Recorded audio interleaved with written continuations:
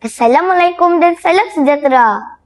Hai semua, saya Safwan Hadi Benzil Helmi, wartawan TV PSS Al-Idrisi. Saya anak yang ketiga daripada 5 adik-beradik.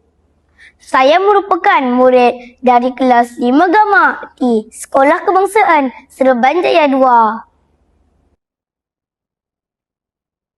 Saya merupakan seorang pengawas pusat sumber yang bertanggungjawab. Di sekolah, saya memegang jawatan sebagai Ahli Jawatan Kuasa Pengawas Pusat Sumber, Ahli Jawatan Kuasa Persatuan Bulan Sabit Merah Malaysia, Ahli Jawatan Kuasa Kelab TV PSS Al-Idrisi, dan Ahli Jawatan Kuasa Permainan Badminton. Kita berjumpa lagi.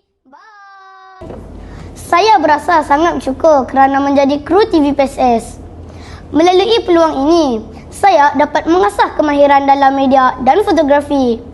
Dengan usaha yang gigih, kita pasti akan berjaya kerana usaha tangga kejayaan.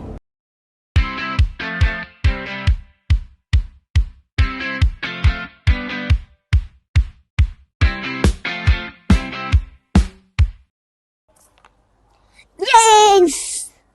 Terima kasih kepada para ibu bapa, guru-guru dan rakan-rakan yang menyokong saya dalam melaksanakan semua tanggungjawab. Wadah berinformasi dan terkini pastinya di saluran TV PSS Al-Idrisi. Sehingga kita berjumpa lagi. Bye!